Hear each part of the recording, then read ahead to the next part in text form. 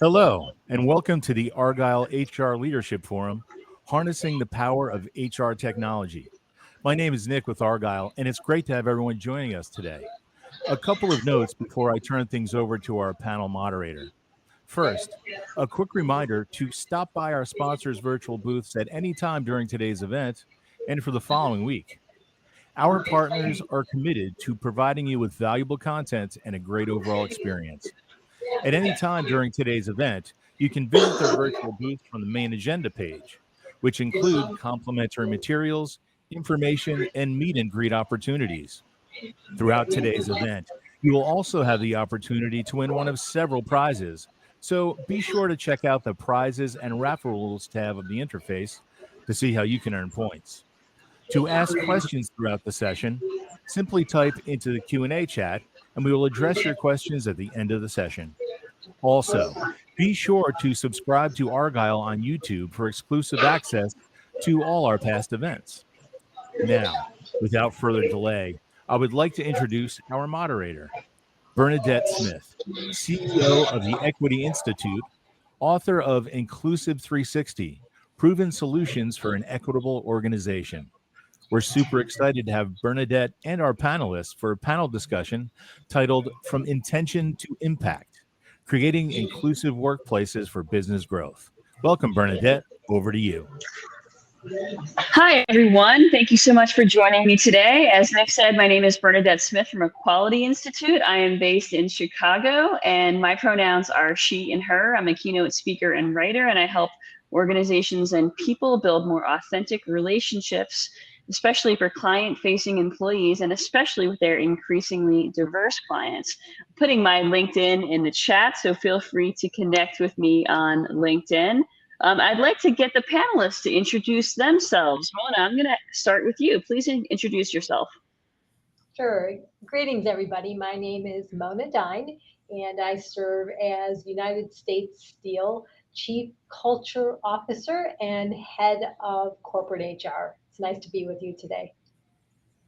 Great to have you, Mona. Thank you. Let's move it over to Patricia. Hello, everyone. My name is Patty Amaro. I'm currently the Director of Talent Acquisition with Blue Cross Blue Shield Association. I'm also in Chicago, and I'm excited to be here. Thanks, Patty. All right, Matthew, please take it away. Hi, I'm Matt Pepe. I am VP of People at Ferrer US. I lead the US HR organization for Ferrer, which is a global pharmaceutical company based in Barcelona, and I am not in Chicago. In the San Francisco Bay Area, so I'm the outlier on this panel, I think. All right, great to have you, Matt. Thank you. Well, let's get into the questions. We have a lot of great stuff to cover today. So let's start with Mona. The first question is, how have you seen companies successfully move beyond performative DEI statements, which we saw a lot of over the past few years, but to actually drive real measurable change within their organizations? What have you seen work, Mona? Sure. Yeah. Thank you for the question, Bernadette. For me, what I've seen is it's integral to link, your D&I, your broader work in this area to the business strategy and to the outcomes of the business and the organization's core values, right? To integrate and not have something separate or something over there, right? D&I, office efforts, initiatives, but it must be integrated into the business. I think also, in addition to it being an integral part of the business strategy and business outcomes, as I mentioned, we also need to look at it beyond just initiatives and really think about it from a systems approach. So, for example, if we're thinking about talent practices, how are we looking at providing opportunities within the organization for projects, promotions, based on skills and experiences, not necessarily based on who I know in the organization. So that's one example. So again, the strategy, embedding it into the organization and having a more systems type approach. I think that makes sense because when it's embedded, they can't take it away, or it's harder to take away. All right. Patty, how about you? Do you have anything to add? Very similar, and to provide more detail, a key element of a successful, DEI practice within an organization has been to make sure that our ERGs or the ERGs or business resource groups are really set up for success to really support those business objectives. So what we want to do is make sure that organizations are really equipping the ERGs with up-to-date and appropriate framework and language that is not only presented to them, but that is also understood by the ERG departments. Anything from the executive sponsor and advisor, really having crisp, clean understanding of what the expectation is of them and how they're supposed to support the ERGs, to the chairs, right? Those leaders of those ERGs and all of the members. Having very thorough strategic plans that are really focused into the business objectives for the corporate-wide strategy. So clear definition, clear understanding, clear definition and expectations on how they're going to be measured. So if you have, 4 goals in a corporation, make sure that those business objectives really speak to those goals and really make those definitions and that understanding for the members in simple language, right? Employee engagement, community engagement, and whatever the other pillars are. But additionally, an integral part to a successful strategy is having an aligned talent acquisition department that has really stronghold on great strategic partnerships that are really helping you funnel and support those initiatives way even before you have an employee on hand. So as an example, our talent acquisition team manages all of the strategic partners with organizations that support military and veteran communities, people of color, Hispanics, people with disability. And that serves threefold. We manage those initiatives from a branding, sourcing, pipelining standpoint, right? We want to make sure that we're casting wide, diverse nets to attract talent to our organization.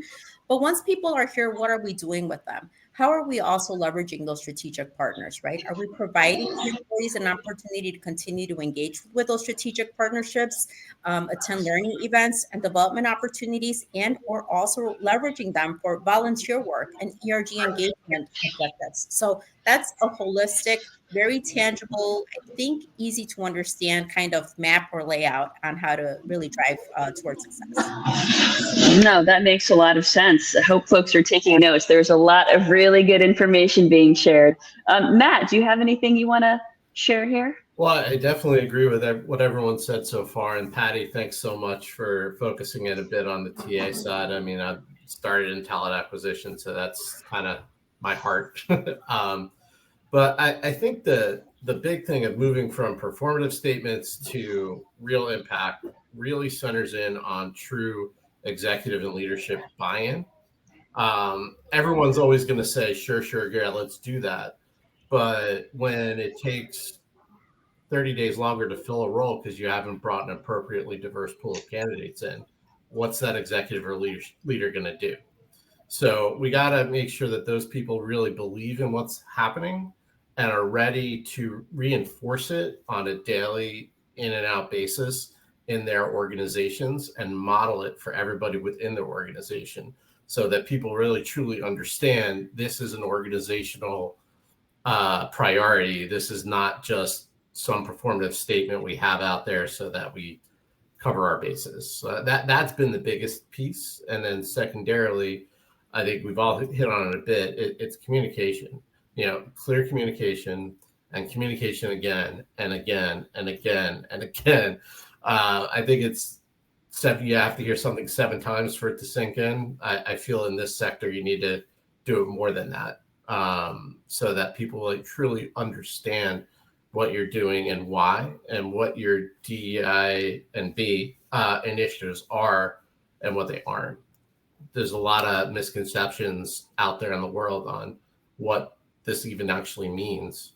And it's our job in HR and in internal comms to truly get the message across to the entire organization of what it is we're doing, why we're doing it, and how it helps drive business outcomes, like Mona said. Yeah, I think that makes a lot of sense. And I like Mona's connection to the values as well, because that sort of keeps people focused. And also, again, it becomes this thing that doesn't feel like an extra. It's just the way things are done because it's part of values. Well, let's get a little bit more specific here. Let's talk about DEI metrics or KPI. So if we're really trying to get that executive and leadership buy-in and get folks on board, and we need to keep talking about this more than 7 times, right? What are the metrics that we're looking at that should be reinforced to effectively track progress and secure that buy-in? Matt, why don't you Sure. I wish I had great answers on this, but I think we kind of look at a lot of the basic stuff. We do look at diversity of candidate pools. We don't track as much diversity of who gets hired as much as who's being brought to the table and who's being interviewed. That also, I think, helps reinforce the message of we're not trying to drive diversity as a requirement. It's we're bringing diverse candidates to the table. We're interviewing diverse sets of people. And with that, great candidates are going to come to the fore. And if you have consistent diversity in your candidate pools, that that will lead to more diversity in hiring. The other things that we take a big look at are the I and B metrics, the inclusion and the belonging metrics that we source a lot out of our annual engagement surveys, as well as 360s and any other measure of people related data. There's always a bit of, inclusion or belonging in there. I mentioned 360s, that might seem odd, but the biggest piece of inclusion and belonging is how your direct manager handles their department. And believe it or not, you'll get a lot of really gems sourced from there in this area. And I've found that to be incredibly helpful, along with the standard engagement survey data stuff that I hopefully everyone does, but hope not everybody maybe pays attention to. Excellent. Agree. Patty, what do you think about metrics and KPIs? What's working? Well, what I've seen work and in place in the past has been obviously a lot of focus in compliance. So, depending on what industry, the audience is working, some may be more focused on one thing over the other. Where I sit and where I've sat for the last 10 years, it's really been about compliance and us making sure that we are really presenting and considering diverse candidate pools. So to Matthew's point, right, in the talent acquisition space, all we can do is present and really consult our business leaders to really come in with an unbiased lens and really look to hire the right talent based on the qualifications. But it's always been pivotal to make sure that we have appropriate dashboards to really look at everything on hiring, from not just application data, but hire data from internal mobility, right? Are we allowing our internal employees to move, and are we growing from within, to representation, right? We've always had a lens on, and when I say we, I'm saying, in my 10 years of doing this, there's always been a justification just to have that access to that data and really at least present it to the leaders so that they are aware. At the end of the day, the ELT is responsible for how they want their organizations to form and who they want to hire and what their needs are. But in the talent acquisition space, in HR, our due diligence is really focused on making sure that we're properly presenting the data and that we're encouraging them, right, to look at gaps and to look at opportunity and be able to be compliant. So the dashboards that I have seen that are successful are, just keeping a beat on everything from gender to ethnicity to military and veteran status and even internal mobility. Makes a lot of sense. And I think that is really key to look at the gaps. So important. All right, Mona, what would you like to add here on metrics? Sure. So I'll add on to what was already communicated by Patty and to Matthew. Those are all important metrics. The inclusion scores, for sure, you can benchmark against your industry, against peers. So that's, as you think about, effectiveness of progress and executive buy-in, I think, those scores become important and meaningful. When we're talking about equity, looking at, pay equity, performance equity, promotion equity as well. Those are other metrics that we look at from a fairness perspective in the organization. And then some other things to consider consider too, here at US Steel, we do a fair amount of external benchmarking. For example, partnering with an organization called Disability Equality Index to see, how are our efforts faring, right, against benchmark data. Where are opportunities where we're doing well, or opportunities that we can, continue to just advance in, right? And those kinds of, and we're not doing it to get the awards or the notifications, receiving a score of 100, but I think those become important, especially as you're thinking about the employer brand and that positive employer brand that says this is important to us because we're benchmarking, we're holding ourselves accountable to these metrics, and we're showcasing these externally as well. So I think those become important. And then I think another piece too, we talked about, ERGs and all the impact and effort that our ERGs have within the organization, and also community engagement metrics too. I think if we throw those buckets of really important initiatives into our metrics and the effectiveness that these groups have within the organization and within the community, that gives a broader, more holistic picture of the efforts. Yeah, all of those things make a lot of sense. Hopefully folks are taking notes. Lots of good KPIs to think about as you make this case and get more buy-in. Well, in this crazy time right now, there has been so much anti-diversity, equity, and inclusion discussion and news headlines and pullbacks, or, maybe lots of different approaches here. I'd love to hear some examples or what you have seen of how companies can overcome resistance. So this could be either cultural resistance, structural resistance, when trying to expand or evolve DEI programs, especially now, especially during this time. Mona, let's start with you. Sure. So I mentioned this earlier. I think, tying it into the organization's values is really, really key and important, right? Your values are true to the organization.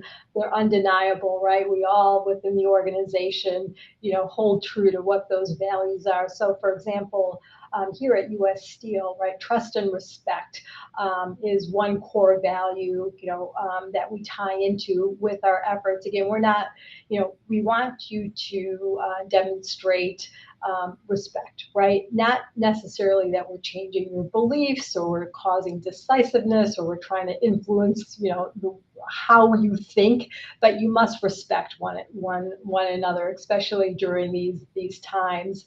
Another core value that we have tied into very deeply and have evolved over time is around the concept of safety. So US Steel actually coined the term safety first over 100 years ago. And we have tied not just physical safety, but psychological safety, right? The concept of belonging into our safety first environment, right? So it's embedded again into everything that we do from a value perspective, right? That can withhold, what other, noise arguments, initiatives that might be out there that could, potentially put holes in that. So again, the values is really key. And then Matthew also said something that's really important, having that executive, buy-in from the top, role modeling it, saying that, again, this is who we are and this is what we're not deviating from, right? This is the fabric and this is in our DNA and we're holding true to it. I love that. And I think the values driven thing is really something everyone can get behind. Patty, what do you see work these days? Yeah, I'm nodding my head to everything that Mona's saying, because I think that I know that the last 6 or 7 months for, I'm sure most of your audience and us on this panel have been really interesting, right? Many industries like ours are going through that process of let's assess, risk, if you will, and let's see, what our go forward is going to be. And during the time that we were assessing, I was making it a point to keep in touch with my friends in the TA space of every industry, every company you can think of. I've been in this space for 25 plus years, and everybody's going through the same thing. They were all going through their assessment. Some folks sooner than others were able to quickly see what their evolution, right, of DEI was going to look like and what their new go forward was going to be. But at the core, and I'm dedicating Fridays to talk to folks that are in this space in global companies, manufacturing, healthcare, insurance, you name it, financial. Two things stand true from what I've learned. And one, Mona, yes, everybody still has their company values. And for us, things like respect, teamwork, inclusivity, and courage are at the core of what we do. And another thing that stands true is that we, just like in the finance industry or healthcare, wherever you're working, you have to have a connection to those that you serve or service in one way, shape, or form. And I don't know of an industry where you don't want to identify with everybody that you service. You want to be able to connect with them, not only connect with them externally, but obviously more importantly, be able to connect with your employee base internally and give them that sense of belonging, that sense of safeness, that sense of we're going to continue to invest in you and empower you and elevate you and educate you and help you grow. So at the core, your evolution may look different, but I think that there's those grounding principles in this work that cannot change. They might look and sound a little different, but you have to feel a sense of commitment and empowerment to your employees, and make sure that you keep them at the core happy, valued, and be able to come as their authentic self when they come to work. And that's something that I've learned with everybody that I've been talking to. Most of my friends, I can't think of one that's saying, yeah, we're just doing away with this. They've all been doing the same exact work with the same exact message. I love that. And of course, helping the employees feel safe and creates a win for everyone. Matt, how about you? What do you see working these days as companies are evolving and expanding? Yeah, I'm gonna answer this not exactly from a Ferrer standpoint. We're a bit of a different cat out there. We are based in Europe, that in some ways makes this a little less volatile in this area. They're not as affected by it, but the purpose of our company is to use business for social justice. Our pillars of our organization are great people, livable planet, and collective action. So our values are right in line with all of this, and we really haven't needed to change. That said, even in a company like ours, you have to consider that there are people in your organization that may not quite understand it or may not be in favor. So, and I also belong to a great leadership professional, HR leadership professional organization here in Northern California. So I hear a lot of it from my colleagues, like Patricia mentioned some of her colleagues. What I've seen and what I try to lean into when people ask me about it are the things that are really hard to argue with. Who's not in favor of inclusion, or who's not in favor of those belonging activities? Who's going to make an argument about having a diverse candidate pool? No, I don't want a diverse candidate, right? So for folks, especially if you are getting resistance, not from leadership, this is all assuming you have leadership buy-in to go along with it. I try to steer into those things that, like I said, are hard to argue with, and most people are going to support. And then that starts to build that spark of agreement that you can then work from and expand out. I love that. I think the spark of agreement is a great phrase. Yeah. And, and at the end of the day, it all comes down to people in our humanity, right? And what we have in common is probably more, there's probably more of that than what we have different. And sort of taking it to that micro level, from this sort of bigger organizational perspective, what strategy work well for equipping managers, people managers, and senior leaders to recognize and interrupt unconscious bias in their daily interactions? Let's start with you, Patty.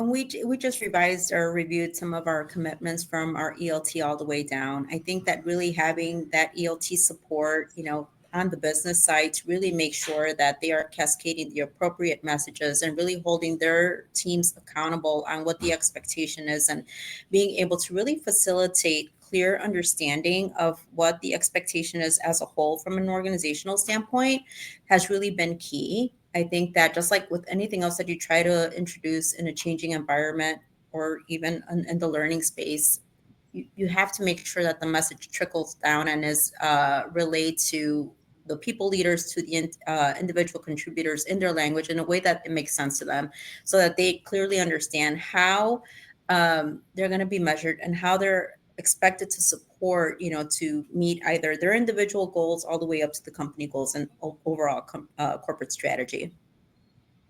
Great. Mona, how about you? Right. So I'm going to tie it back to what I opened up with, right, is not to, and many organizations will have standard, separate, unconscious bias workshops or things that may not be connected to your day-to-day work. So I'm a big fan of integrating, from a training and development perspective into like existing programs and processes. So it's not like separate from or not something that's part of the process. So being able to teach and model and recognize inclusive behaviors. So for example, with performance management, right, as we're doing calibration sessions, making sure people are aware of things like, what is recency bias or horns and halo, right? So as we're thinking about performance ratings, we can bring up those types of things and also equip leaders to challenge other leaders like, hey, it sounds like, you're putting a lot of emphasis on this one thing that was just done. What about the other 10 months, right? So really equipping our leaders to be able to do that.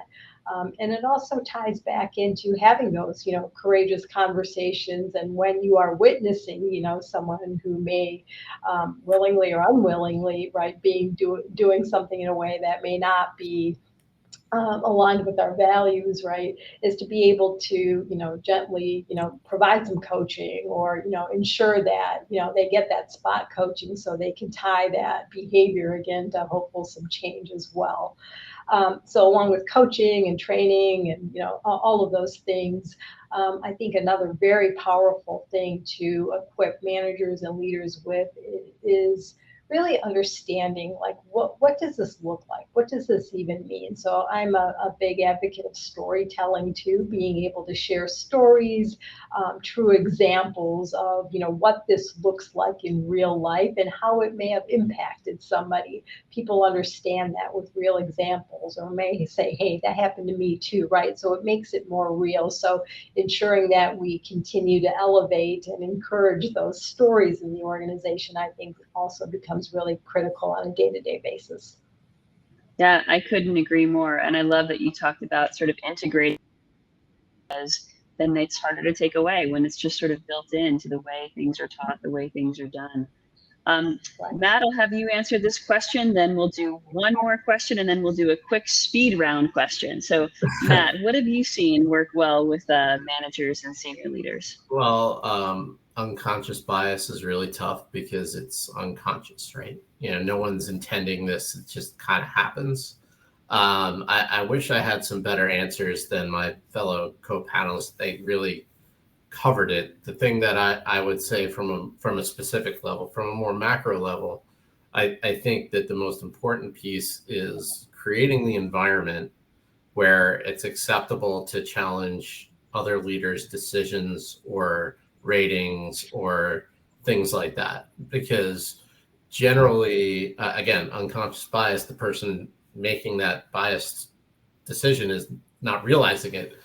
And if you're in an organization where challenging each other is not the norm or is not acceptable, it makes it really hard. And I found that it's peer challenge that is more effective than any other challenge. So if my boss tells me, okay, my boss is telling me to do it, but if my colleague does, it's like, oh wait, maybe I am, maybe I am doing that wrong. So those are the things that I think are the most important from a macro level. But really, Patricia and Mona, I think, hit the specifics on the head.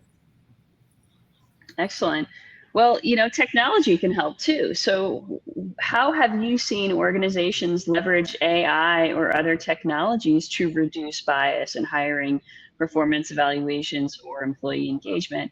And what guardrails should there be in place to ensure fairness and transparency? Hot topic in the age of AI. Patty, let's start with you, and then one final speed round question. Yeah, I think my answer is going to be very, very short because we've actually been very conservative on the AI space. We do have co-pilot access to all of our employees. We encourage them to utilize it in their day-to-day jobs. But outside of that, we have very limited AI tools that are available to the employees given the space that we're in. So I'll probably have to defer this one to Matt or Mona. Mona, do you have anything that you've seen with tech?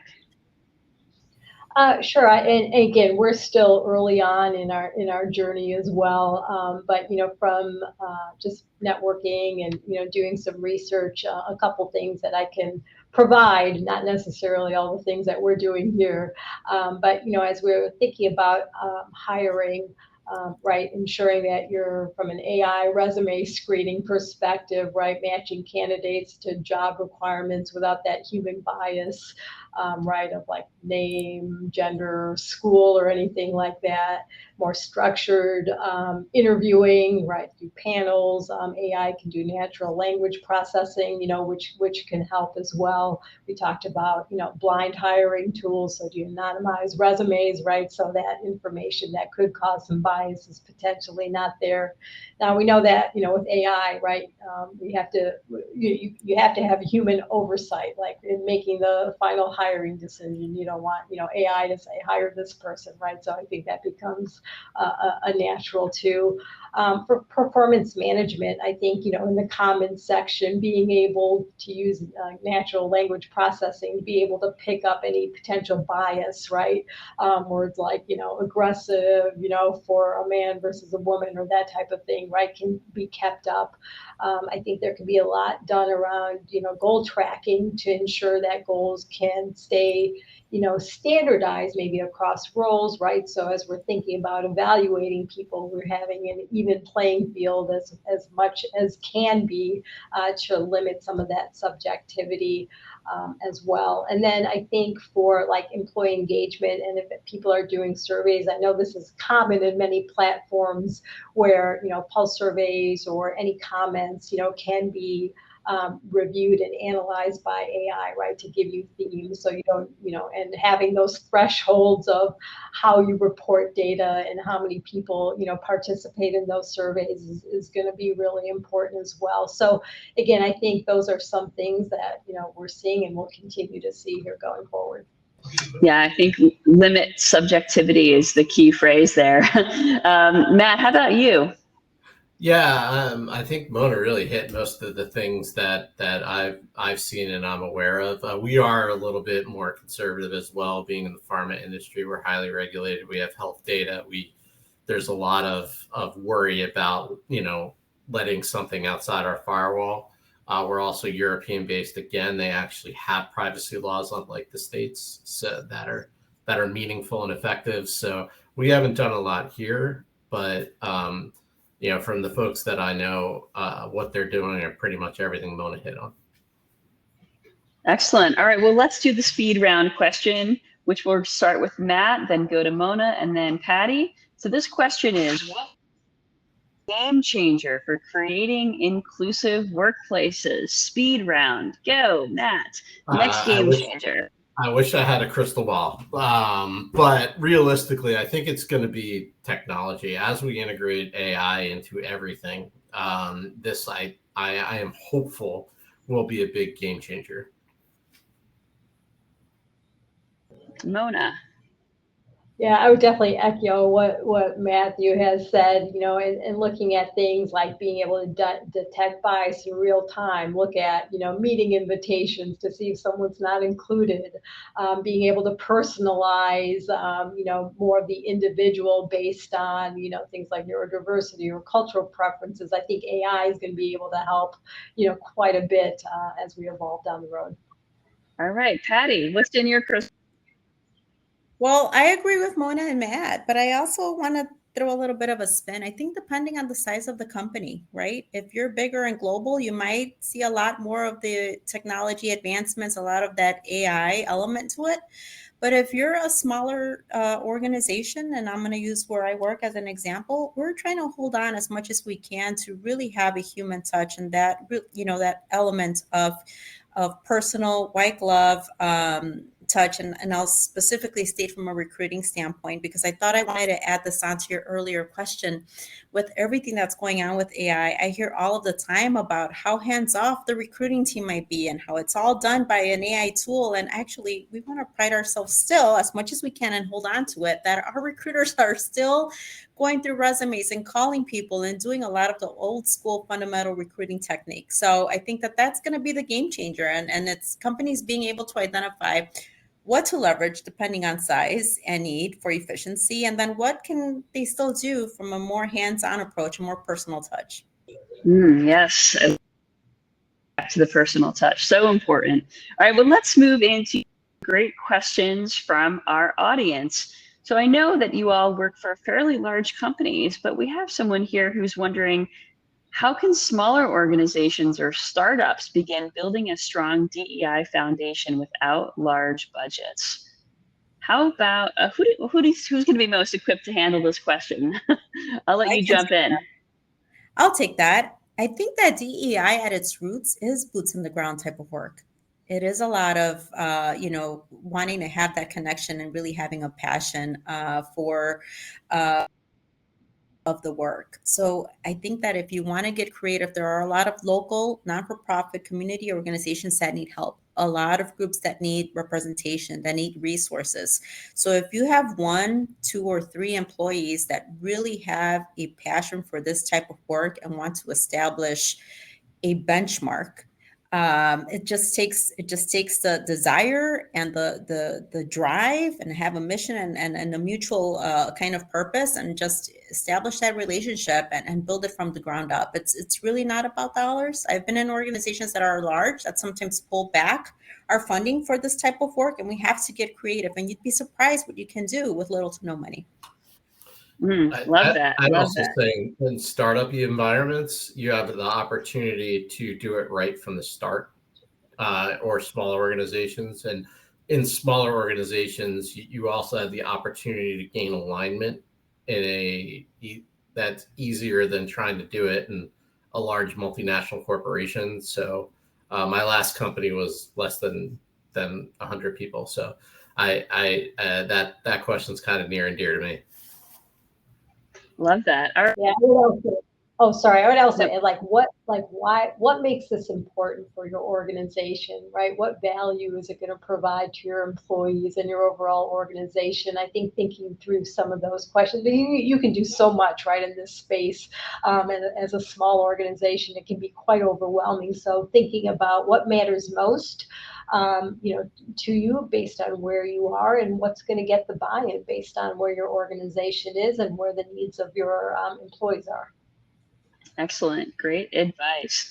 Okay, so what lessons have you learned from initiatives that didn't go as planned, and how did you course correct? This sort of goes along with another question, which is about common pitfalls in measuring. So pitfalls, lessons learned, or things that didn't go well. What are some of the challenges here, and how do we overcome them? Well, you asked about KPIs, and I'll go in. KPIs and data. I think that at the core, decisions are driven by data. So if you come prepared with data that supports your argument or your business case for maybe wanting to start a new resource group or a new initiative around this type of work at your organization, support it with the data. Right. So to even the earlier question, I want to start this as a small company. Well, let's look at the data. What is the opportunity? As an example, representation in gender, ethnicity, or whatnot. Like, what is the core? You need to be able to speak to numbers. And typically, in my experience, leaders will look at numbers and be able to more quickly make decisions if there's data that supports your argument or your business case. maybe one thing too to add, maybe a pitfall is you can never communicate or tie your messaging in. If you think you've done enough, keep doing it. Right, understanding for your employees to understand why we're doing this, how it ties in, right? Why does this matter? I think, is really key from a communication perspective. We've done things where we thought we communicated well and it was understood, but that wasn't, always the case. So I've learned and make sure you have a lot of people communicating, the same message. So it's not just coming from one office or one person or whatever the case, right? But ensure that, the theme, the sentiments, what you're trying to convey is understood, especially by your people managers, right? So they can also reinforce and articulate what you're trying to communicate. I think that's a great point, and I bring it back to the back. Yeah, I'll agree with that, Patty. Mona. Communication is so important, and understanding your audience, understanding communicating to like an ELT versus individual contributor. And then something that I've been speaking about a lot and hearing about a lot is also the generational gaps in a workplace, right? The message may be perceived or best relayed or best processed depending on the audience, right? Older generation, maybe email is best. Younger generation, maybe a new tool like Viva Engage or whatnot. So really understanding how you're going to message and how you're going to get your message across and reach the right audience is also important. That's a good point, Patty. Yeah, definitely. I mean, I was going to, communication is key. I think I mentioned that in my very first answer. I mean, if you think you've communicated enough, you probably haven't. So just kind of go to where you think you're over communicating, and then maybe you're close to doing it enough. But the generation piece is really important. And I'd also say focus in on the metrics and the communications that are going to be most important to your audience. Which metrics are most important to leadership versus general population, and really tailor your message. Great advice. Well, you all have been an absolute wealth of information. Folks, thank you so much for joining today. I know we have covered a lot. We've covered everything from systems change and KPIs to interpersonal relations and technology. So we have covered a lot of ground in today's discussion. I don't see any other questions in here. So Nick, I am going to pass this back to you. Well, great. And thank you all for such an insightful panel discussion. And I want to thank everyone else for joining us today.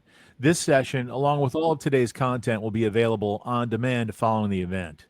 As a reminder, please be sure to check out the prizes and raffle rules section to see how you can earn points for the chance to win one of several prizes.